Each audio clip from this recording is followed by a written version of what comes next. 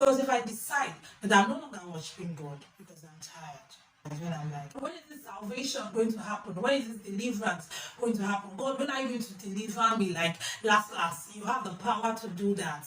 Why am I in this place of waiting? For a lady that graduated and you're looking for a job, 2 years has passed, 3 years has passed, 5 years has passed, and then you get a job and they tell you you have to sleep with the boss to secure this job, and the job is going to pay you like 250 or 300K for a start, and then you have to turn down the job. Remember, you've been waiting for a while. For a lady that's had to trust God to get married, and she's 45, she's 50, and then she's still trusting God.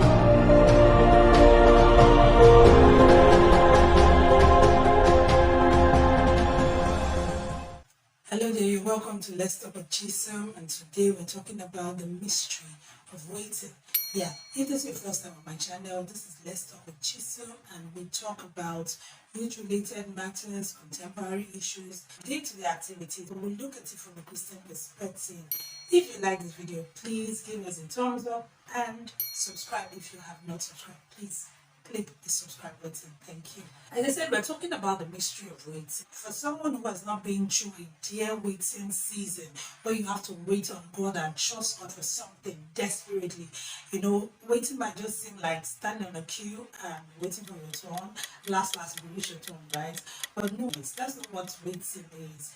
Waiting is best compared to labor pangs. Like a woman that is in labor. I remember when I was in labor for my first child, and I was like telling the nurses, let the pain stop. And they told me, Madam, your cervix are expanding.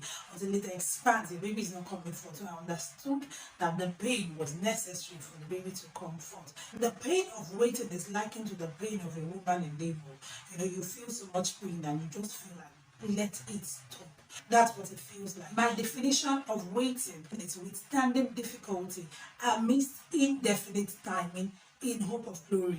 When you find yourself in a period of waiting, like you're trusting God for a child, you're trusting God to be married, you're trusting God for a breakthrough in your business, you're trusting God for food in your house, you're trusting God for transportation, you're trusting God for that business to grow, you're trusting God that your spouse will get born again, you're trusting God that your child will turn a new leaf and behave well, you're trusting God that that investment you made, it will turn out well, you're trusting God that that company that is owing you will pay you. Those periods can be very tiring. Sometimes it feels like God is just sitting down and watching you, and He's just staring at you. He has the capacity to make things happen. He has the strength to just say, okay, let this be done, and at the snap of a finger, your problem will be solved. But for some reason, it seems like God is just staring at you and watching you and saying, okay, what are you going to do now? I remember back then in uni, I used to be really broke in school, so it's not as if this was the first time. I think at that time, I'd gotten to my breaking point. I had gone on and on and on in school. I was broke, like really, really broke. When you're broke to the point of 5 naira, yes, I was that broke.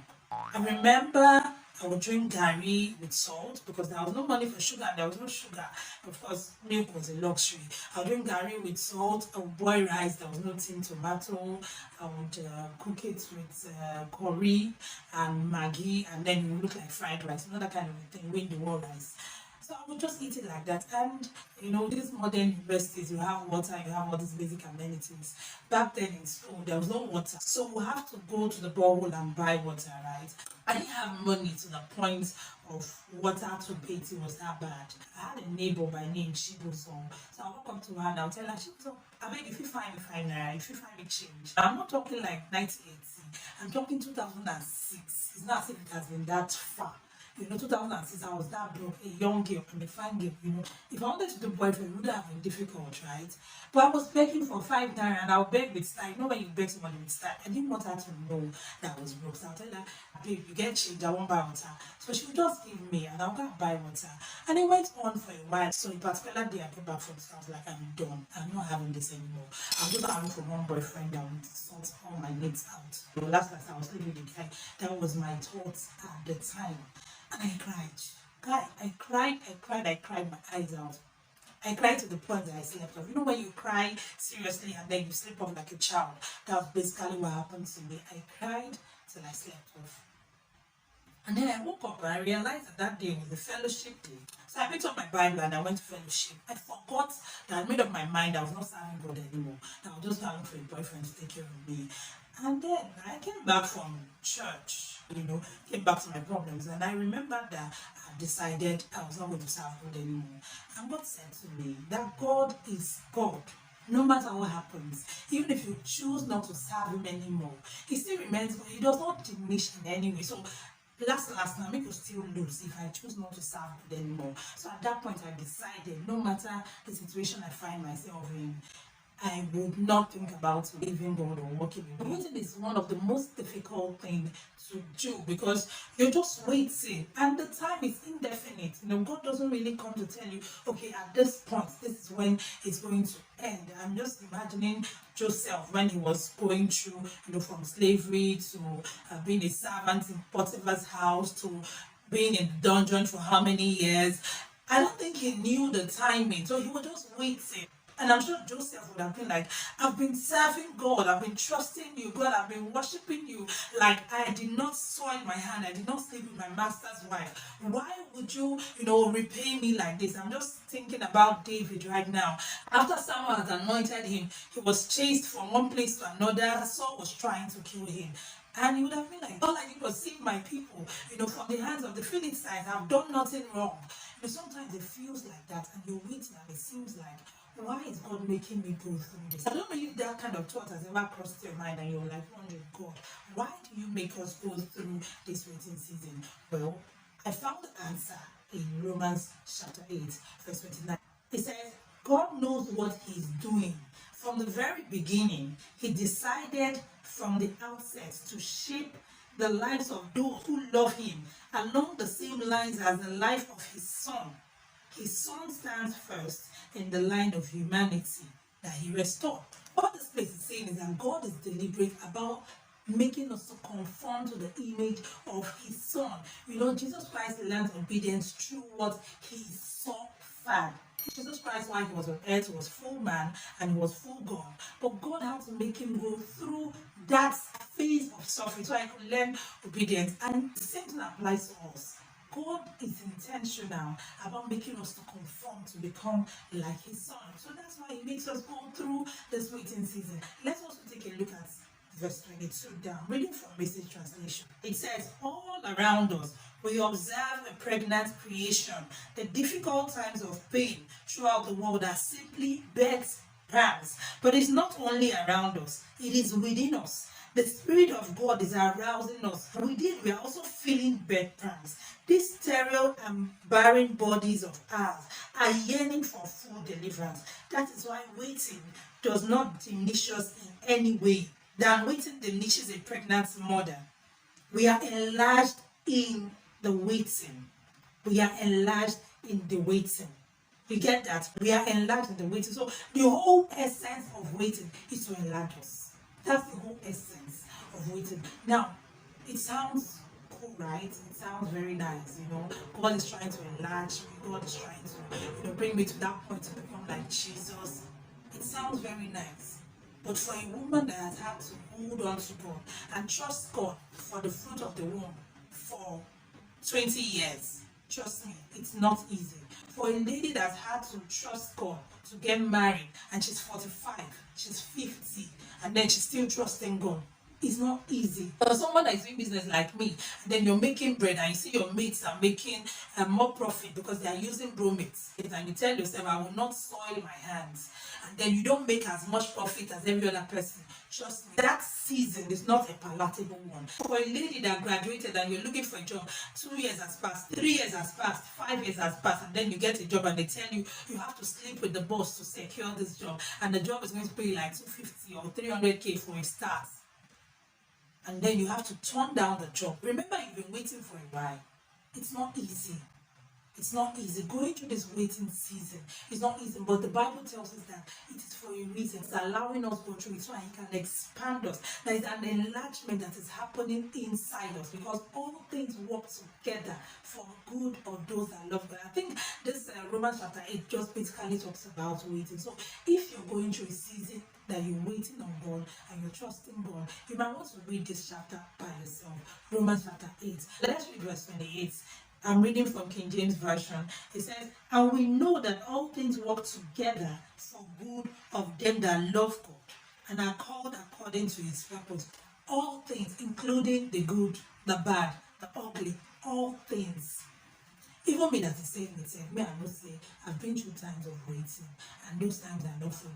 So you cannot be telling me all things, but that is what it is. Because if I decide that I'm no longer worshiping God because I'm tired, when I'm like, when is this salvation going to happen? When is this deliverance going to happen? God, when are you going to deliver me? Like, last, you have the power to do that. Why am I in this place of waiting? You know, it can be very, very tiring. And God is telling us that all things, that season, that 10 years of waiting for a child, that 10 years of waiting for a job, that 5 years of waiting for a life partner, you know, that period, that season of dryness when it's like business is not responding and nothing is working, God is saying all things are working together for our good. And even at the point where we feel like I'm tired and I've given up, verse 26 tells us that the Spirit makes intercession for us, groanings that we do not understand. Let's read it from the Message translation. It says, meanwhile, the moment we get tired in waiting, God's Spirit is right alongside, helping us along. If we don't know how or what to pray, it doesn't matter. He does our praying in and for us, making prayers out of our wordless sighs, you know, and our groans. He's making intercession for us. So even when you get tired, and you're like, God, I'm tired. You know, the Holy Spirit knows how we are feeling, and He makes intercession for us even when we come to that point when we are exhausted. What I'm trying to say in this video is that if you find yourself going through a situation you don't understand, you're like, I don't know why I'm going through this. You know, I don't deserve this. I deserve better because I've served God. God, I loved you. I watched, for instance, a woman that got married, you got married as a virgin, and then you have difficulty giving birth, and you're coming to God and you're like, God, I don't deserve this. Look at my friends that lived a rough life. They had a series of abortions. They're happily married with their children. Look at me that trusted you. I have served you faithfully, and then I'm looking for the fruit of the womb for the past 10 years. Now, I want us to take a look at this place in the Bible, verse 18, from the Message translation. It says, that's why I don't think there is any comparison between the present hard times and the coming good.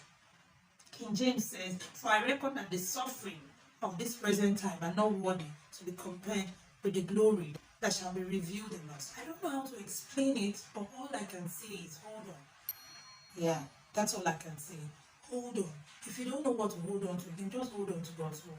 His word will not return to him void without fulfilling that which it was sent to do.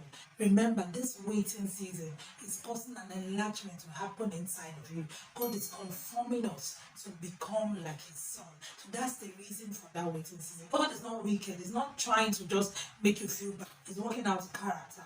Because the Bible tells us that we should glory in tribulation, because tribulation works out patience. Patience works out experience, because God is trying to work out character in us. If you find yourself in that period of waiting, that time of waiting, and then you don't understand it, you can't explain it, just remember what this place said. God is causing an enlargement to happen inside of you, and he wants to conform you to become like his son. My period of waiting and your period of waiting might not be the same, because we're not the same, right? And what God is trying to work out in you and what he's trying to work out in me are not necessarily the same. Remember, all things working together for your good. Everything, the good, the bad, the ugly, is working out for your good. Thanks so much for watching. Please give us a thumbs up and share this video to someone that is going through a waiting. Please give us a thumbs up and click the subscribe button if you have not subscribed. Bye bye and God bless you.